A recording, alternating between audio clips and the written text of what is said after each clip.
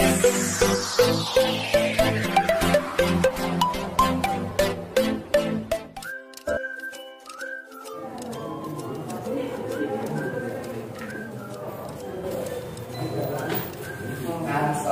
warahmatullahi wabarakatuh. Pada kesempatan kali ini saya mau menyampaikan sedikit tentang materi yang saya peroleh dari guru penggerak untuk sharing, berbagi supaya kita bisa paling tidak mengetahui. Jadi salah satu yang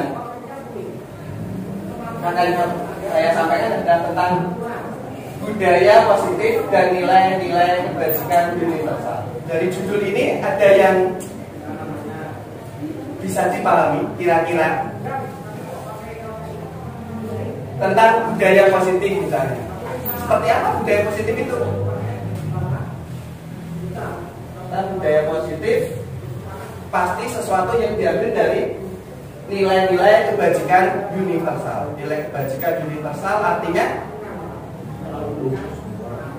secara umum ya. Dan dimanapun kita berada, negara manapun, agama apapun, kita bisa menerima yang namanya nilai-nilai kebajikan universal. Dari nilai kebajikan itu akan menghasilkan yang namanya budaya positif. Seperti apa? Jadi budaya positif itu perwujudan dari nilai-nilai atau keyakinan universal yang diterapkan di sekolah, yang diharapkan seperti itu. Terus selanjutnya, misalnya gini, yang kita lakukan di sekolah misalnya, kita pernah punya pandangan atau punya pemahaman jika hukuman dapat mendisiplinkan anak. Ini laras nomor buatan bapak ini. Monggo menyampaikan pendapat boleh, nggak ada pendapat salah di sini, kita terima pendapat apa saja karena ini yang sebenarnya kita alami dan kita lakukan di sekolah kan, betul. Apakah hukuman dapat mendisiplinkan anak? Bisa. Pak Jan?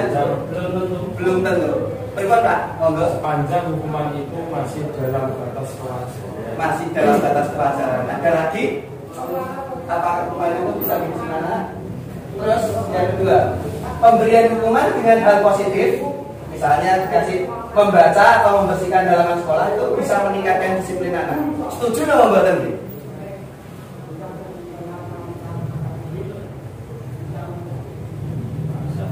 Bisa jadi. Setuju ya? Yang ketiga, memberi penghargaan, permen lah misalnya untuk anak kecil, atau pensil atau pembapus.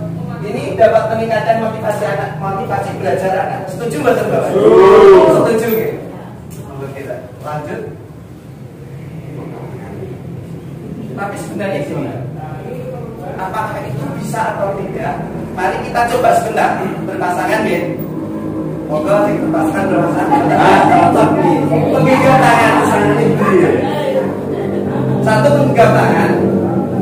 Anggap saja di sini ada benda berharga yang sedang dipegang. Teman yang satunya coba dibuka. Terserah, maksudnya boleh dibujuk, boleh dirayu, boleh di mohon usaha supaya temannya mau membuka. Monggo, gantian 30 detik, monggo dicoba. Monggo berpasangan. Coba, monggo coba. Bertiga, Pak.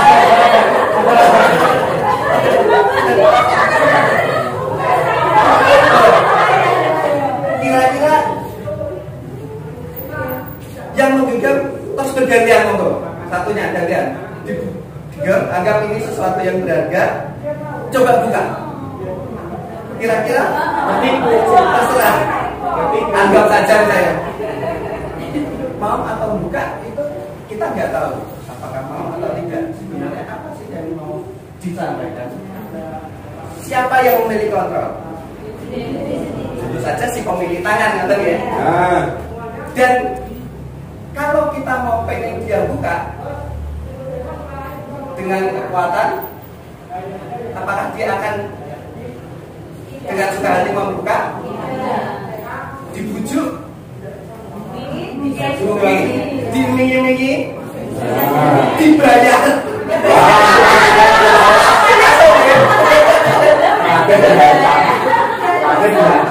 Tapi nek malah diancam, bisa juga, bisa tapi yang memiliki kontrol sesungguhnya tetap si pemilik. Dia akan membuka tangannya, buat itu karpe dewe, walaupun terpaksa, tapi itu adalah sebenarnya dari hatinya dia. Ya wes tak buka lah, kan dari hati, artinya dari dalam dirinya sendiri. Tapi kalau dia ingin tetap menutup, kita dengan segala cara tidak akan pernah membuka tangan itu. Kalau foto akhirnya terbuka kan sebenarnya si pemilik tangan ini sebenarnya nggak rela kalau tangannya dibuka kan dia. Selanjutnya, nah, dalam teori kontrol kita mencoba mengubah orang berpandangan sama dengan kita. Bisa? Apakah bisa Bapak Ibu? Tidak bisa. Kita tidak bisa mengubah orang lain. Kita hanya bisa berusaha memahami pandangan orang lain, cara berpikirnya orang itu seperti apa. Terus perilaku buruk itu pasti sebuah kesalahan. Entah itu anak atau teman kita atau anak kita atau tetangga kita. Undervalue itu berarti salah. Ngaten. Biasanya ngaten ya, secara umum ada. Tapi ternyata dalam teori kontrol sampai semua perilaku itu punya tujuan. Dia itu berperilaku buruk pun sebenarnya punya tujuannya sendiri. Dia ingin mencapai sesuatu yang dia inginkan, kan? Termasuk anak. Bahkan semua karya-karya. Nah, pasti dia punya tujuan di dalam melakukan itu. Nah itu nolong, ganggu kancane, jongkrok, bolos. Terus sebenarnya dia punya tujuan tertentu kan? Nangkap bener. Nggak dia. Terus kita orang lain bisa mengontrol saya. Sekolah. Bisa mengontrol saya. Teman saya bisa mengontrol saya. Tidak. Kepala sekolah, pengawas tidak bisa mengontrol kita. Yang bisa mengontrol kita adalah diri sendiri. Seperti tadi kita memegang tangan. Paling kepala sekolah memberi motivasi, memberi hukuman, nyindir. Tetap kontrol tetap pada diri kita, nggak ya? Karena aku kan, terus kebalikannya, saya bisa mengontrol orang lain, benar tidak Bapak? Bisa. Ya sama saja. Kita pengen kontrol anak, bisa nggak kita kontrol anak? Sebenarnya tidak. Kita itu tidak bisa mengontrol anak, walaupun dia murid kita, walaupun dia anak kita. Kalaupun dia nuruti kita, karena dia sedang mengizinkan kita untuk mengontrol dia. Kan ngerti ya? Kalaupun kita nuruti kepala sekolah, karena sebenarnya kita sedang mengizinkan kepala sekolah untuk mengontrol kita. Ya wes pak. Ngajar. Tapi tetap sebenarnya karena dalam diri kita kan ngerti. Terus ada pemaksaan bila bujukan itu gagal dicorok ini kudunya dipaksa nanti belum ngerti ya? Ini gak belum lebu dialusi rakene dipaksa.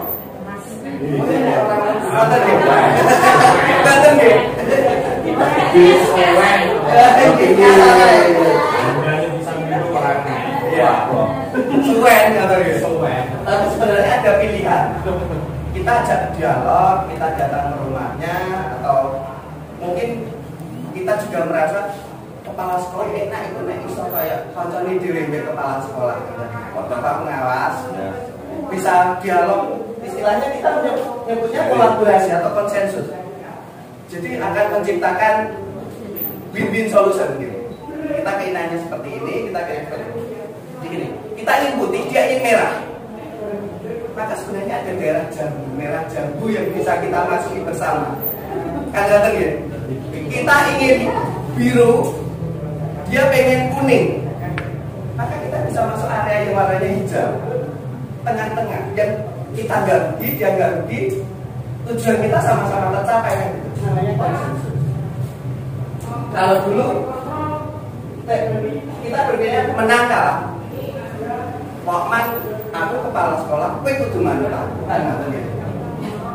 Berarti kepala sekolah menang, gurunya kalah.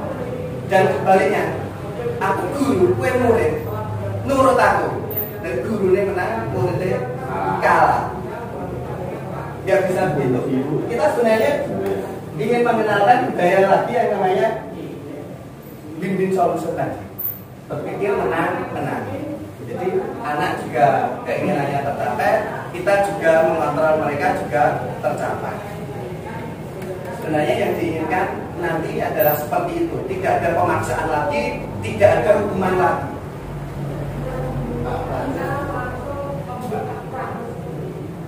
Nah, ini teori kontrol disampaikan oleh Dr. William Glasser. Pasti gak suka teori yang seperti ini ya. Alah, paling ingatan ini betul ya. Para ahli memang dia memang punya kemampuan khusus atau memang bidangnya itu untuk meneliti tingkah laku. Jadi ada, kita tidak bisa mengontrol orang lain. Semua perilaku punya tujuan. Cek on nakal, cek on jahat itu punya tujuannya masing-masing.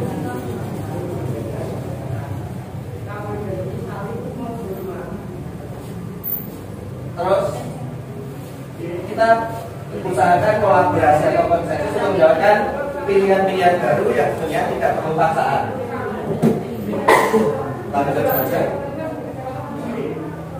Yang diinginkan dari budaya positif sebenarnya adalah disiplin. Sebenarnya disiplin itu apa? Menurut pemahaman Bapak Ibu, disiplin itu apa? Monggo, salah satu atau menyampaikan dan tidak usah takut, tidak ada salah, tidak ada benar. Yang kita pahami tentang disiplin itu pertama apa sih? Menaati aturan. Ada lagi? Setuju ya? Disiplin itu menaati aturan gitu ya. Tapi sebenarnya yang dimaksud disiplin sebenarnya adalah kesadaran dirinya. Kita harus sadar diri dulu kalau kita mau disiplin dari dalam diri.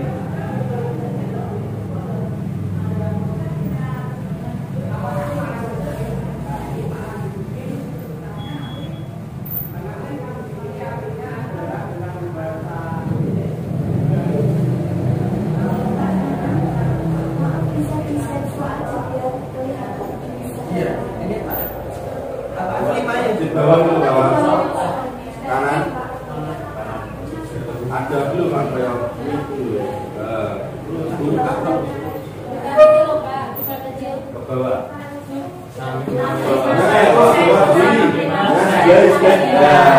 Ini Ya, betul. oh kita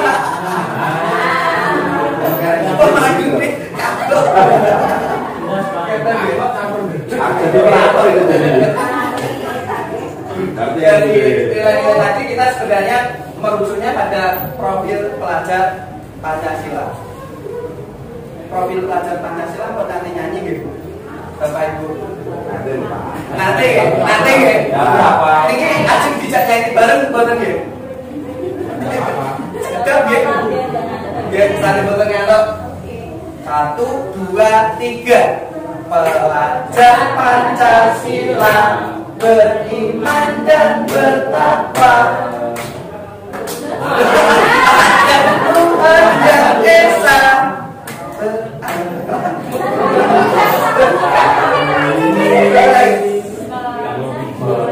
beriman dan bertakwa pada Tuhan yang Esa dan berakhlak mulia. Berkebinekaan global, gotong royong mandiri, kreatif dan bernalar kritis. Lagunya disesuaikan nadanya supaya enak. Urutan aslinya seperti ini.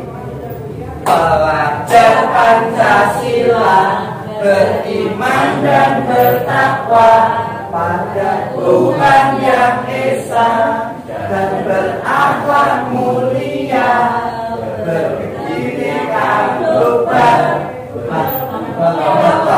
yang mandiri, kreatif dan bernalar kritis.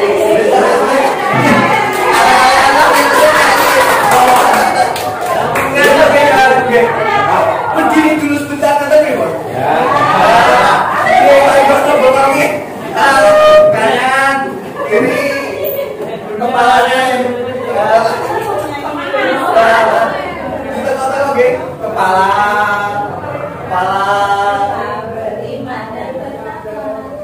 pinggang, tangan. Di bagian ini Kata dia, cukup.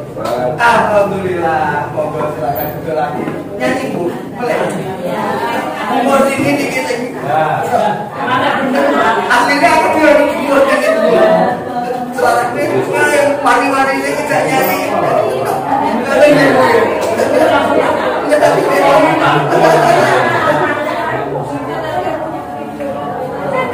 Saya nggak punya itu. Minggu depan aja ya. Lanjut dulu kawan. Nah ini teori motivasi, hukuman, penghargaan dan restitusi. Apa itu? Kita lihat dulu motivasi. Sebenarnya orang melakukan sesuatu itu sebenarnya secara umum ada 3 tujuan. Secara umum ada 3 tujuan. Yang pertama pasti untuk menghindari ketidaknyamanan. Gak senang, maka dia lebih baik menghindar. Kemudian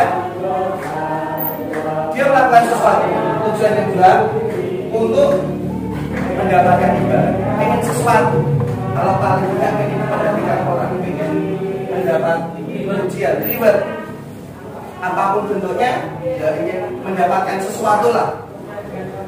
Yang ketiga, ya karena saya seperti ini, apa adanya, karena saya ingin melakukan ini. Jadi pertama untuk menghindari ketidaknyamanan itu motivasinya eksternal dari orang lain, karena bertimbang palane, berdi sama pengawas, nek murid ya berarti berdi sama orang tuanya, berdi sama gurune, timbang kepala sekolah juga. Biasanya nonton gitu. Terus untuk mendapatkan sesuatu, nyedai kancane sing ayu kowe. Coba lihat siapa nggih. Sing mare semangat.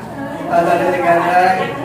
Karena pengen jagongan tok itu wis senenge ra karuan. Berguru dari Pak Walijan. Biasanya sama Bang sama. Atau dia melakukan itu karena ya pribadinya seperti itu. Saya ini seperti ini. Jadi orang lain biarkan begitu, saya tetap seperti ini. Misalnya ada juga yang seperti itu. Dan ini kita sebutnya motivasi internal, karena itu dari dalam diri sendiri. Kira-kira dari 3 ini mana yang paling kuat Bapak? Tiga-tiganya ya. Tetap kita kadang-kadang gak senang sama untuk menghindari ketidaknyamanan. Kadang-kadang kita juga pengen mendapat imbalan, tapi kadang-kadang juga karena itu memang pribadi kita sendiri, keinginan kita sendiri. Dalam perilaku positif itu karena menghargai diri sendiri. Kita tidak bicarakan perilaku yang negatif dulu nih. Nah ini merdeka belajar. Merdeka itu enak atau tidak enak Bapak? Merdeka itu enak atau tidak enak Bapak? Enak, tidak dijajah gitu. Tapi sebenarnya merdeka itu berat. Enak, tapi sebenarnya berat karena kita dipaksa untuk bertanggung jawab terhadap diri kita sendiri. Nek dijajah waktu enak sebenarnya tuh. Di ini, kokon ada perintah kita tinggal laksanakan, ada aturan ini kita tinggal laksanakan. Tapi sebenarnya secara dalam kita seperti penjajah, karena itu bukan keinginan kita. Merdeka itu artinya memerintah diri sendiri sebenarnya. Jadi kalau kita dipaksa orang lain itu pasti tidak suka. Jadi biasanya kita ya nggak pengen dipaksa orang lain, kita yang harus memaksa diri kita sendiri. Guru agama biasanya maksa sholat. Timbang pinter ini kalau paksalah diri sendiri untuk sholat kan. Restitusi. Apa itu restitusi? Kalau sulit gimana itu ya? Kita lewati dulu aja. Restitusi itu apa? Sebenarnya kita nyebutnya restitusi, tapi sebenarnya ini intinya adalah setiap orang pasti melakukan kesalahan. Kesalahan itu wajar atau tidak wajar? Sangat wajar sekali. Kita melakukan itu, dan bahkan murid-murid kita juga pasti melakukan itu karena kita sendiri sebenarnya melakukan kesalahan kan. Tapi sebagai manusia kita bisa belajar dari kesalahan itu. Kemudian kita harus berusaha memperbaiki hubungan. Memperbaiki hubungan ini kita nggak bisa maksa. Harus sadar, maksudnya ada tawaran. Piye kan? Iya, nyang-nyangan gitu. Selanjutnya bagaimana? Apa yang kita bisa lakukan selanjutnya? Bahasanya itu kita tidak bisa mengubah masa lalu, tapi kita bisa mengubah masa depan. Kita yang berlalu sudah tidak bisa. Bolu kan jadi. Roti roti. Yang lalu biarlah lalu. Yang saiki mari kita jalani kan katanya. Mari kita perbaiki.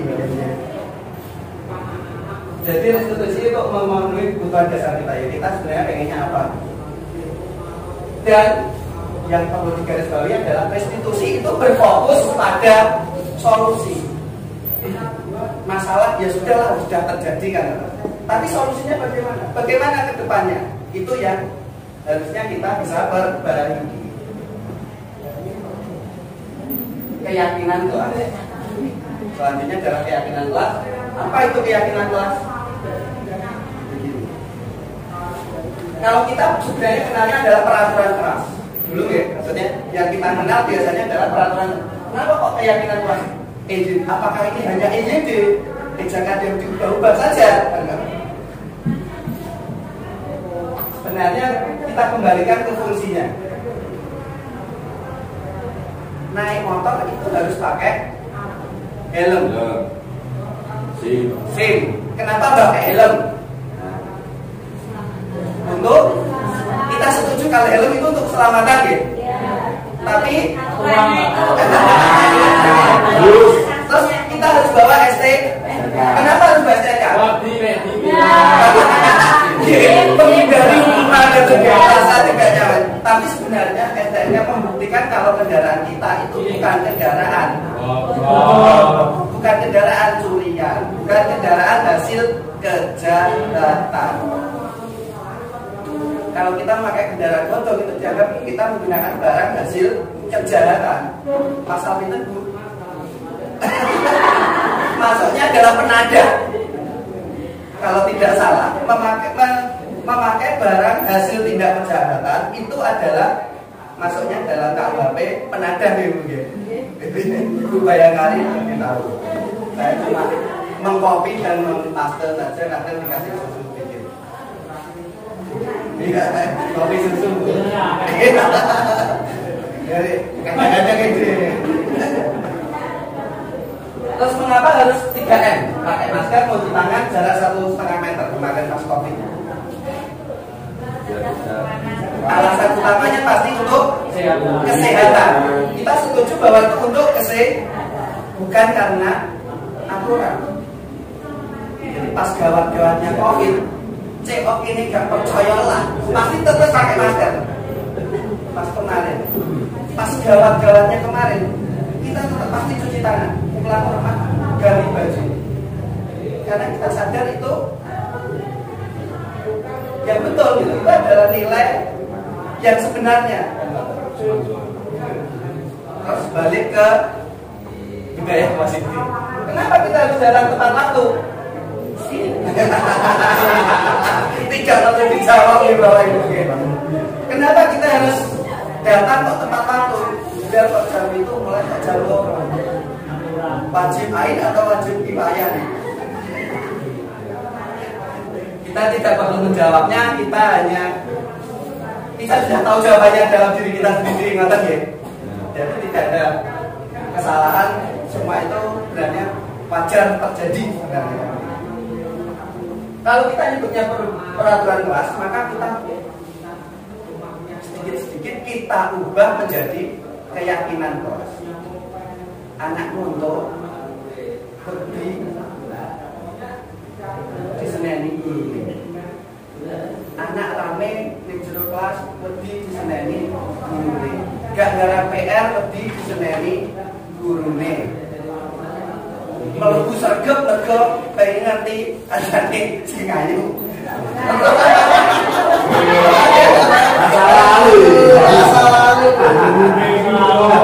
Tapi kita kembalikan Bokyo keyakinan. Kenapa kita masuk kelas harus tertib? Ya tujuannya pamitnya anak ke sekolah itu pasti untuk ya, kita kembalikan fungsinya. Di dalam kelas nggak boleh rame. Kenapa nggak boleh rame?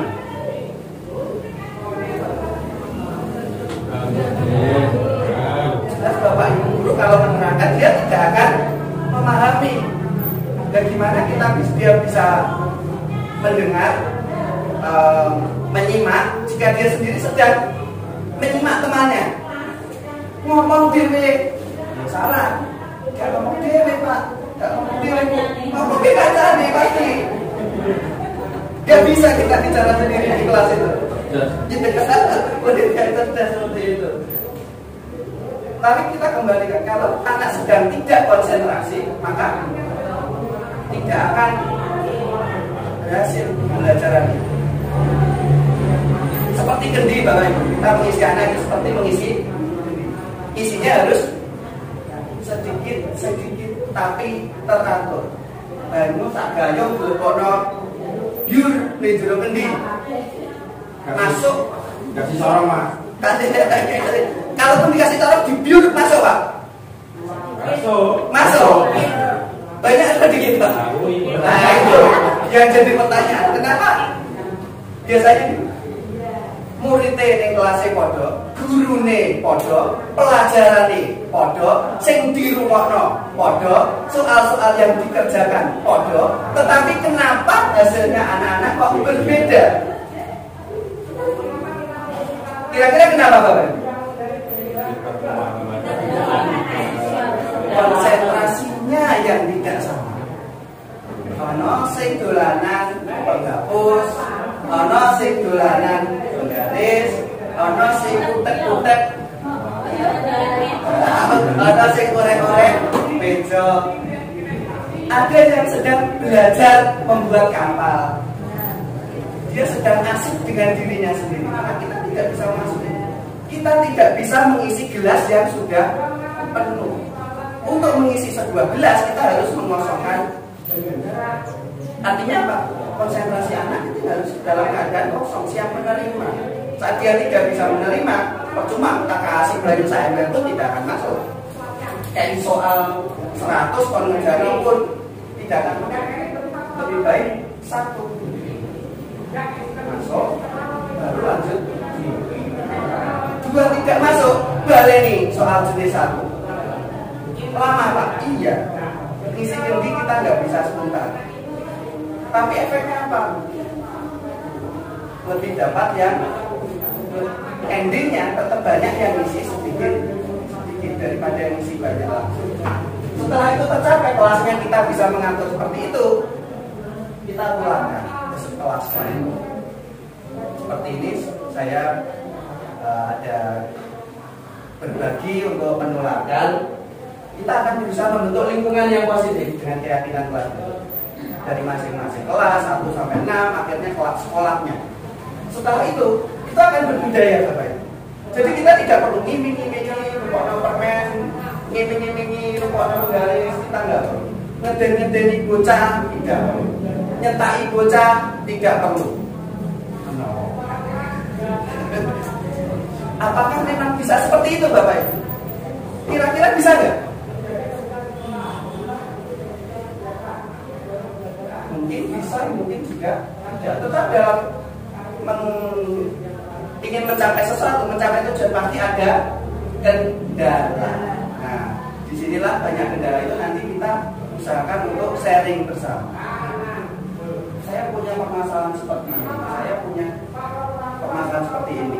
Ada solusi nggak buat saya? Kan kalau Bapak Ibu menjadi saya, gimana Bapak Ibu menyelesaikan masalah yang sama seperti saya ini?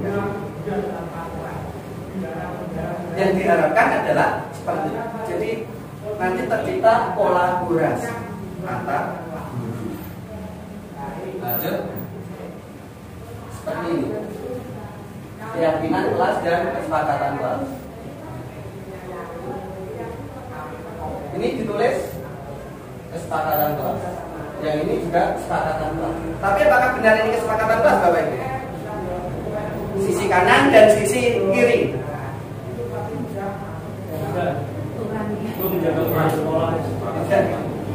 Yang ini datang tepat waktu, menjaga kebersihan, berdoa, aktif, tertib.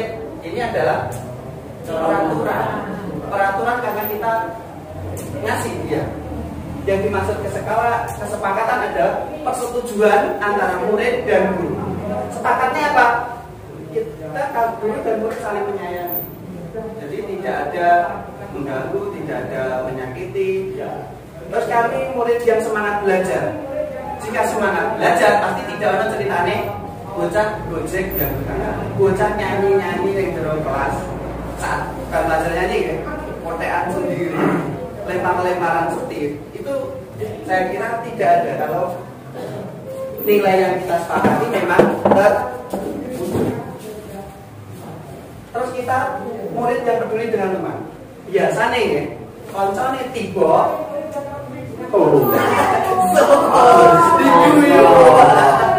kalau ada temannya diganggu temannya lagi melah.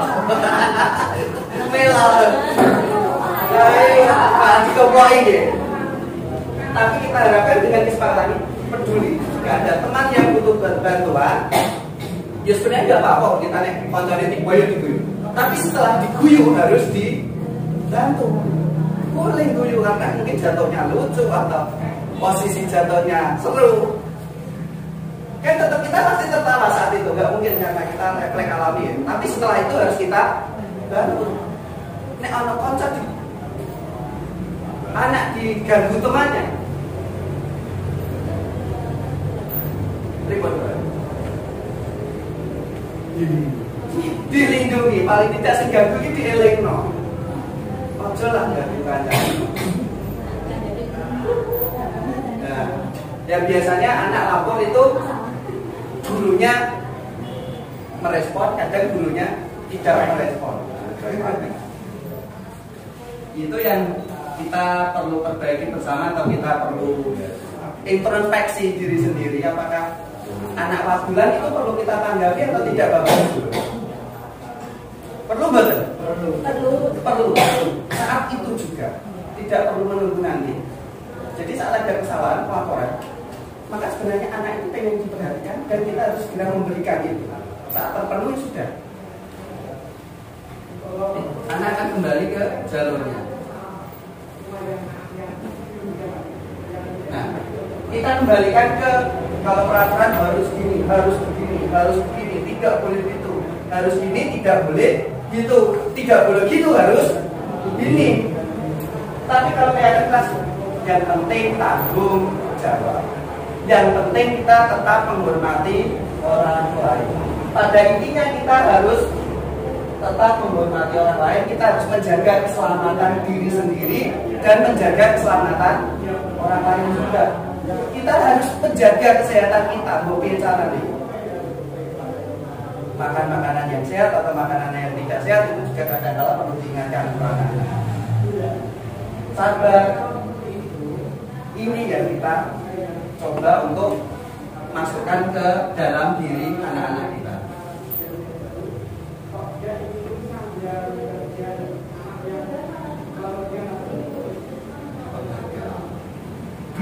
oleh penghargaan.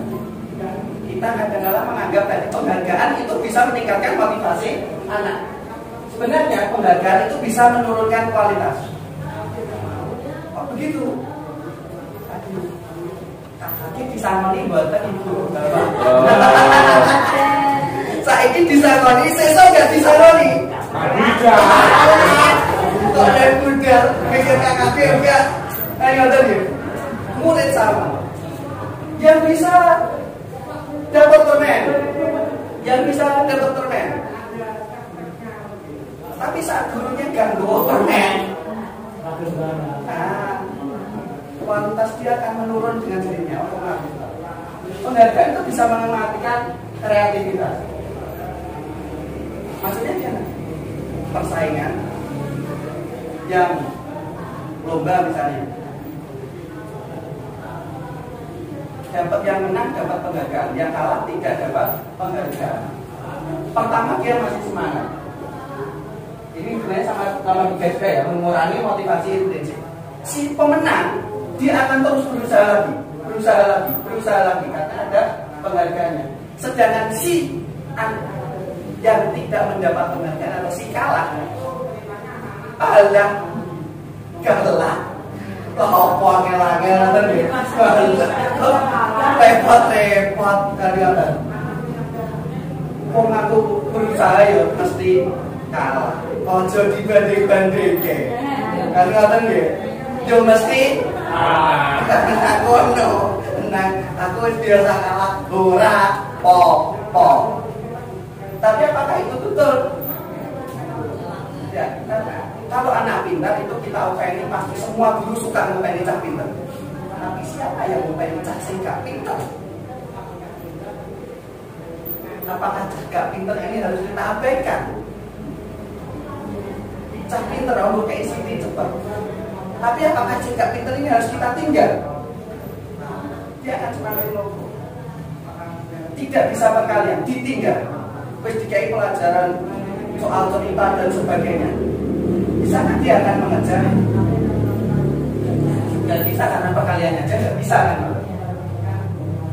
Yang ngajari cah pintar penak, iya pasti penak. Yang jadi bebek langi, gak usah diajari pun dia akan langi. Tapi anak yang tidak bisa itu, apakah kita bisa mengopeni dia? Siapa sih mau ngopeni cah ini, cah sih gak bisa disopo? Padahal sebenarnya dia yang butuh, dia yang lebih butuh pendampingan. Tapi biasanya kita tinggal lah, ya wes kalau bisa kalau apa, ayo lanjut.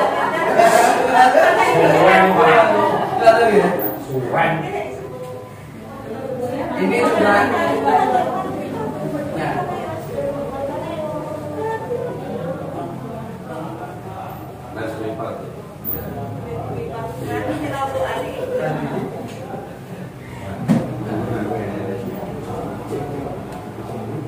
Bapak Ibu pernah nggak melakukan ini? Mencatat 100 kali, nulis, saya minta maaf, saya tidak akan terlambat, saya akan belajar sekian. Masih ada di sini berapa? Buat nenten ya? Nek suruh lari keliling, berdiri di, enggak ini olahraga. Berdiri di depan, berdiri di luar kelas, copot sepatu, nggak zaman ya, alhamdulillah sudah nggak perlu lagi. Biasanya bisa olahraga. Iya, guru olahraga. Tapi murid suruh misal lari by 10, itu sebuah hukuman atau konsekuensi? Konsekuensi. Ada saatnya kita berbuat hukuman, ada saatnya itu konsekuensi. Misal dibuat sakit fisik, diketak atau dijiwir atau dicubit, titik ataupun sini ya, itu sebuah hukuman atau konsekuensi. Kita ada dua hal, bisa disebut hukuman, bisa juga disebut konsekuensi. Hukuman itu yang bagaimana? Hukuman itu yang dilakukan secara tiba-tiba. Orang ngerti Jawa, ini ujuk-ujuk kon melayu, kue terlambat melayu, kue dijiwir. Tapi kecuali kalau besok kalau terlambat lari 10 Mana? putaran atau Kue terlambat, tak jiwir ya. Iya. Yang diberikan tiba-tiba namanya Boman. yang dilakukan dengan kesepakatan namanya. Kira-kira lebih baik yang mana Bapak Ibu? Walaupun kita galak, itu kalau sudah anak gak malu. Paling jiwir apa? Ya, dijiwir pun dia tidak merasa. Di saat itu memang sudah konsekuensi. Dijiwir pun sebenarnya Gak apa-apa. enggak, Kan konsekuensi. karena sudah konsekuensi, sudah kesepakatan. Karena saya dulu juga di sekolah saya guru galak, jadi di Panmelayu, di Tabok itu PD. Karena itu sudah dibuat kesepakatan, walaupun rumahnya fisik ya, tapi secara konsekuensi dia tidak malu, dia tidak sakit hati. Karena itu sebuah konsekuensi sudah diberikan sebelumnya. Malah itu yang jajal. Nantang ya Pak. Iya. Kebutuhan dasar manusia. Kebutuhan dasar manusia. Sebenarnya kebutuhan dasar itu ada 5. Kebutuhan bertahan hidup, kasih sayang, kesenangan, kebebasan, penguasaan. Gambarnya api, tapi penjelasannya mungkin seperti ini. Kebutuhan hidup ini berdasarkan kebutuhan biologis kita, makan, minum, pakaian, keluarga kita itu namanya bertahan hidup. Bertahan hidup dari cibiran tetangga. Tapi kok begitu HP ya. Saya harus ya tampil lebih. Itu termasuk bertahan hidup. Kebutuhan untuk kasih sayang dan diterima. Jadi kita semua itu sebenarnya ingin diterima dalam lingkungan kita.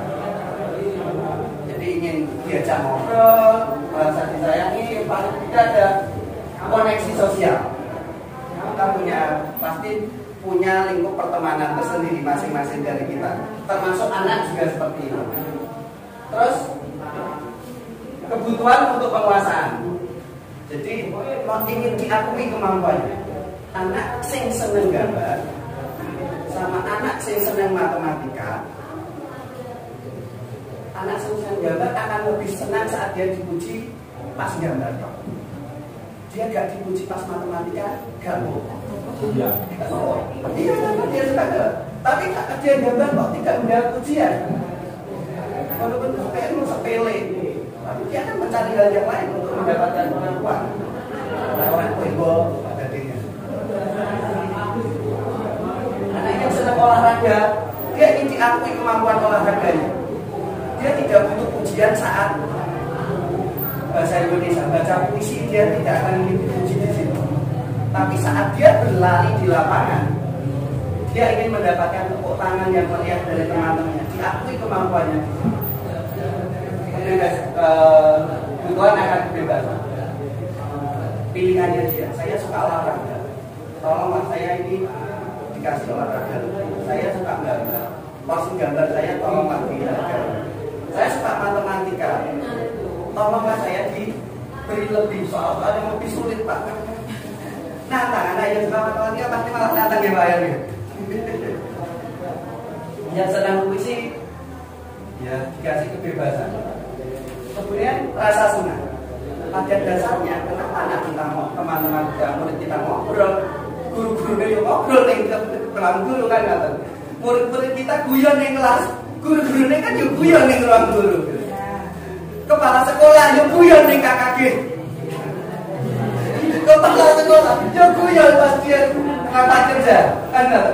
Kepala pengawas yang pas ngangkat kerja ya butuh guyon juga. Oke tak lah kita apa ya tetap pengen bahagia kan di kelamanya.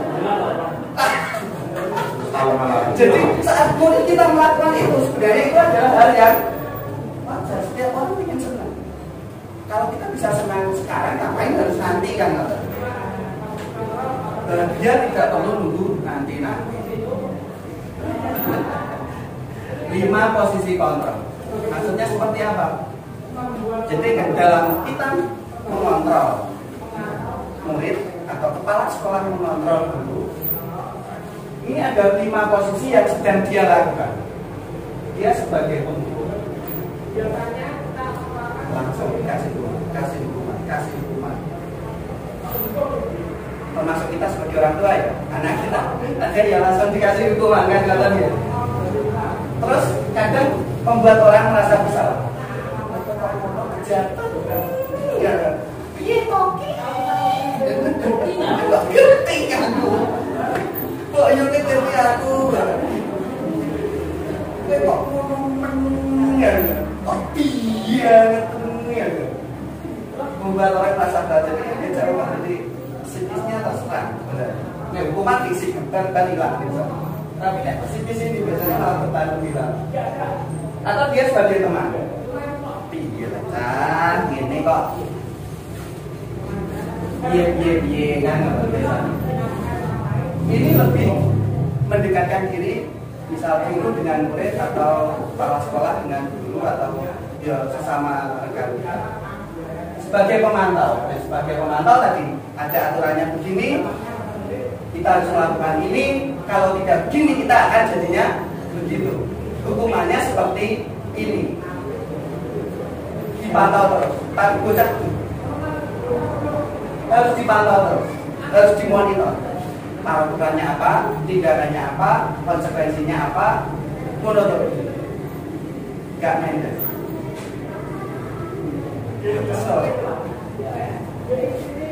Yang diharapkan kita ingin sebagai manajer di kelas, seorang guru, manajer. Kita beri pemahaman positif tadi. Kita tidak perlu menghukum, kita tidak perlu nyenengin, kita tidak perlu bermimili atau pura-pura jadi teman.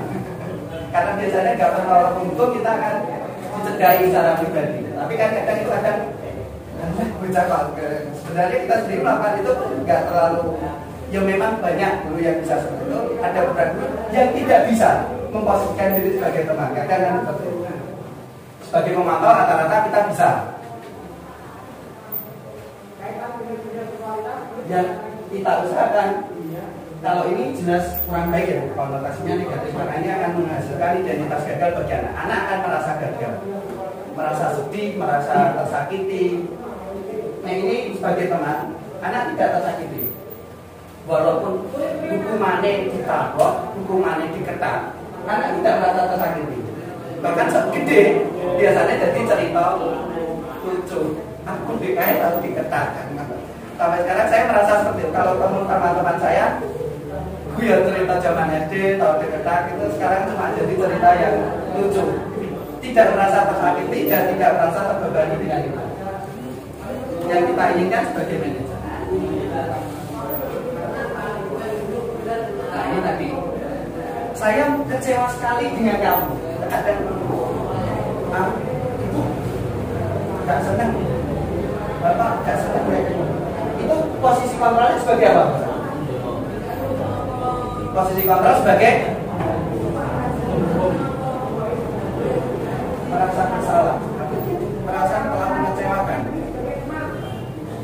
Kamu tidak benar-benar melakukannya. Kok ngono terus ya? Dikandali mengira enggak mendung. Berarti kita sedang memposisikan diri sebagai penghukum. Ben bapak ini ben gak izin, ben nganu, tolonglah demi bapak atau demi ibu. Kamu sini ya, jadi ya cah pinter, cah ayu, cah ganteng, gitu. Kita sedang memposisikan diri sebagai apa kamu dapat stiker bintang dari kalau kelas 5 kayaknya sudah nggak perlu stiker ya. Biasanya guru BK atau guru kelas 1, kelas 2 itu masih perlu. Naik kelas tinggi itu biasanya dapat nilai bagus enggak? Kamu pengen dapat nilai bagus enggak? Harus gini. Kamu pengen dapat pelajaran yang bagus? Kita sedang memantau peraturan. Tapi yang kita ingin adalah bagaimana menyelesaikan masalahnya. Apa yang menjadi permasalahan kita kembalikan ke diri mereka sendiri. Pengenmu seperti apa? Apa yang kamu inginkan untuk menyelesaikan masalah ini? Dalam pikiran ya, tapi tetap harus kita pandu juga, jangan pengennya tetap kita kita kembalikan ke budaya yang positif. Nah ini maksud segitiga restorasi. Artinya langsung saja. Jika anak melakukan kesalahan atau merasa gagal karena berbuat salah, kita harus kembalikan identitas. Sebenarnya anak melakukan kesalahan dalam dirinya sendiri, dia tahu kalau dia salah. Kan katanya, saat kita melakukan kesalahan pun, kita juga tahu sebenarnya kita itu salah, itu kita sadar. Cuma diucapkan atau tidak, tergantung pribadi masing-masing atau tergantung situasi saat itu. Jadi saat anak diam saja biasanya, yang kita sampaikan tadi, sebenarnya bukan salah dari manusia. Karena tidak ada manusia yang sempurna, pasti manusia juga melakukan kesalahan. Bapak ibu guru ya pernah jadi salah. Bapak pas cilik ya tahu salah, pas cilik ya tahu salah. Bakong ya tahu salah. Bapak ibu tidak tertarik mencari siap, biasanya tukaran. Nggak perlu dicari mana yang salah, tidak perlu dicari mana yang betul. Tapi bagaimana menyelesaikan masalah itu? Lebih cenderung untuk menyelesaikan masalah. Terus biasanya anak jadi murung. Kalau kamu nyalahkan diri biasanya terus melarikan diri dari masalah. Itu kita kembali, apakah itu baik untuk dirimu sendiri? Kalau pengen terus, apakah itu baik untuk dirimu sendiri? Kemudian langkah kedua, validasi kebutuhan. Ini sebenarnya setiap orang pasti punya tujuan dalam melakukan itu, walaupun itu sebuah kesalahan, walaupun itu sebuah perbuatan negatif, walaupun itu sebuah perbuatan buruk, pasti ada alasan dibalik. Apakah itu penting buat kamu? Penting banget nggak sih kamu melakukan itu? Atau penting atau penting banget? Atau tidak penting? Atau kurang penting?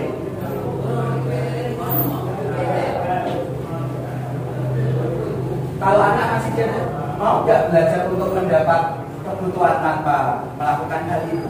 Bisa nggak kamu memenuhi itu tanpa melakukan sing elek itu tadi? Apakah kamu bisa melakukannya lebih baik besok? Nggak bisa ini, atau mungkin minggu depan, selanjutnya, dan seterusnya. Karena peribahasa pasti hari ini harus lebih baik dari hari kemarin. Hari esok harus lebih baik daripada hari ini.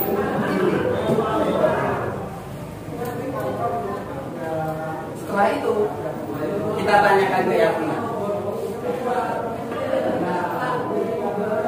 Ini sebenarnya kalau nilai-nilai tadi sudah kita sepakati di kelas, kita buatkan nilai-nilai kesepakatan, ada keyakinan kelas. Kita bisa tanya, kita pengen jadi kelas yang bagaimana? Kamu pengen jadi anak yang bagaimana? Kita ini pengen membentuk pribadi yang bagaimana? Kita ingin bentuk kelas yang bagaimana? Anak yang bagaimana? Nilai kebaikan apa yang sudah kita sepakati? Tanggung jawab kah? Disiplin kah? Menghargai diri sendiri kah? Menghargai orang lain kah? Kamu maunya jadi seperti apa? Kalau kamu melakukan itu, kamu ingin jadi orang yang bagaimana selanjutnya di masa depan? Apa cita-citamu? Itu juga bisa. Semoga dengan budaya positif ini kita bisa menghindari posisi kontrol sebagai pembuat rasa bersalah. Paling tidak kita bisa menjadi teman bagi anak. Kita harus tetap melakukan pantauan, monitor, dan sebisa mungkin untuk manajerial. Jadi kita tidak perlu menyelesaikan masalah, kita tawarkan anak itu penyelesaiannya bagaimana, apa yang bisa dia lakukan untuk selanjutnya menyelesaikan masalahnya itu tadi. Mungkin budaya positif yang saya sampaikan seperti itu. Ada tanggapan Bapak Ibu? Atau ada pertanyaan? Atau ada contoh kasus di kelasnya atau di sekolahnya yang mungkin ingin diselesaikan atau ingin di-sharingkan? Oke, Pak Warijan, monggo. Terima kasih. Ini kita menghadapi beberapa masalah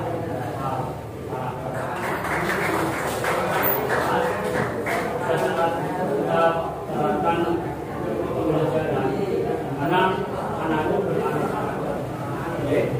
Untuk keanekaragaman itu, anak-anak itu kita kembalikan untuk kita kembalikan kepada dunia anak sendiri. Nah, di situ anak-anak memunculkan berbagai kebutuhan belajar. Di situ ada macam-macam kebutuhan belajar, di mana dia paham dalam audio, dia paham dalam visual, dia paham dalam membaca. Nah, di situ kalau kita terapkan, anak-anak akan menjadi ramai. Dan di situ anak-anak tadi bagaimana cara mengatasi anak ramai? Padahal kita belajar kreatif itu anak harus ramai menurut kebutuhannya masing-masing. Bagaimana cara menyelesaikan supaya anak itu kebutuhannya bisa tercukupi semua? Ini permasalahan dari Pak Warijan. Anak-anak suka dengan audio, tapi pasti jadinya ramai. Padahal kita ininya konsentrasi belajar. Bagaimana Bapak Ibu? Ada solusi nggak dari Pak Warijan? Monggo, yang mau menanggapi Pak Warijan. Kalau kebutuhan anaknya beda-beda, takutnya beda, dikasih audio malah saya rame. Ada Bapak Ibu yang mau menanggapi Pak Toto? Mungkin dari awal bisa digunakan batasan hal yang bisa dilakukan anak-anak, mungkin tidak boleh terlalu over, tidak boleh terlalu waktu mungkin sorak-sorak atau mungkin juga cerita yang mainnya. Seperti itu Pak Warijan. Nah, untuk kenyataan di kelas itu ramai enggak, cerita-cerita enggak. Di situ efeknya itu dia nggak paham dalam pembelajaran, karena dia untuk pemahaman belajarnya ke audio. Padahal gurunya menyampaikannya dalam hal tertulis dan membaca. Yang bagian audio ini kan nggak paham. Bagaimana untuk menyelesaikan? Ada lagi yang mau menanggapi? Seperti itu.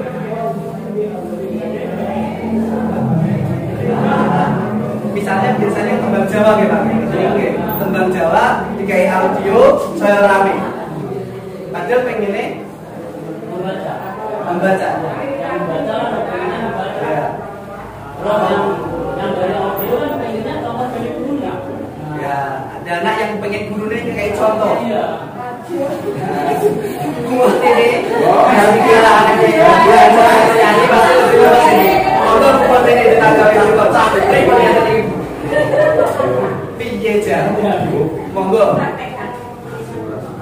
Tapi ternyata gini Pak, kalau sudah diberikan contoh, dia memang mahir. Dia memang mahir, Karena ada tadi. contoh, dia nggak mahir. Ngecek dulu deh, ngetes dulu deh. Dia tes, cuma nggak bisa. Kalau belajar dari contoh, dia itu meniru perilaku yang sudah diproduk. Gimana? Iya, bisa. Kalau belum diproduk, dia mangan juga bisa. Jadi dari produknya di mana? Ya, itu kan. Datanya kan di mana cara meningkatkan. Izinnya saya menanggapi kayak Pak Jan ya. Tergantung kebutuhan kita saat itu, kebutuhan apa sih sebenarnya? Apakah saat kita nyetel lagu itu pengen yang senang-senang aja? Atau memang pengen menguasai materi itu? Atau bebas? Kita lihat dulu konteksnya. Sebenarnya kita mau apa juga? Ya, kayak yang dia itu tujuan kita mau apa dulu? Kan nek mau senang-senang ya monggo silakan. Tapi saya setuju dengan yang disampaikan Pak Toto. Sebelum memulai itu kita buat batasan-batasan dulu. Seberapa kita boleh rame, seberapa kita boleh potean, bagaimana dengan teman di sekitarnya, ganggu atau tidak, batasan-batasan yang boleh. Jika itu untuk penguasaan mungkin untuk penguasaan mungkin lebih lanjut audionya dimatikan dulu, berarti senang-senangnya selesai. lanjut ke materi, berarti audionya harus ditutup, baru kita ke materi yang tadi yang secara teori. Mungkin seperti itu Pak Jan. Nah ini yang tertulis Pak, tulis saja. Yang tertulis kita matikan audionya dulu gitu tadi kan.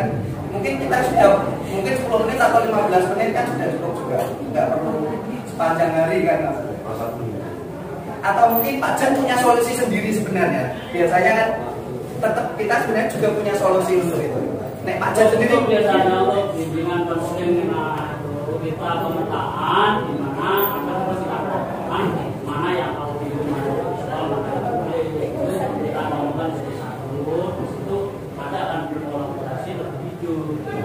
Kalau secara umum. Oke, solusi dari Pak Jan seperti itu mungkin bisa ditiru oleh Bapak Ibu ya. Ngaten ya Bapak Ibu. Sementara cukup sampai sini dulu. Ya. Tepuk semangat.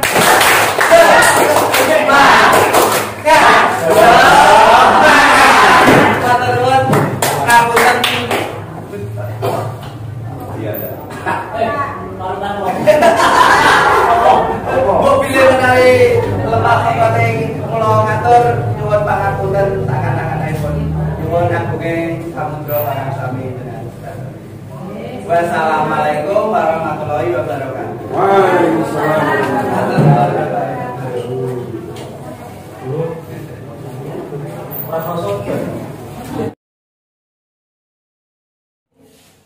Assalamualaikum warahmatullahi wabarakatuh. Perkenalkan, nama saya Taufik Rahmawan, guru kelas 3 dari SDN 1 Miron.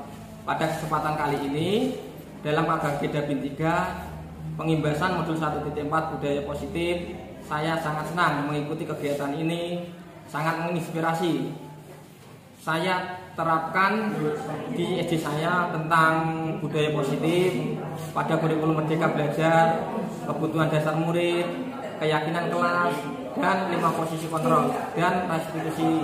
Terima kasih kepada Pak Nanang sebagai pemandu telah menyampaikan materi dengan jelas, dengan menyenangkan. Semoga tetap semangat dan sukses selalu.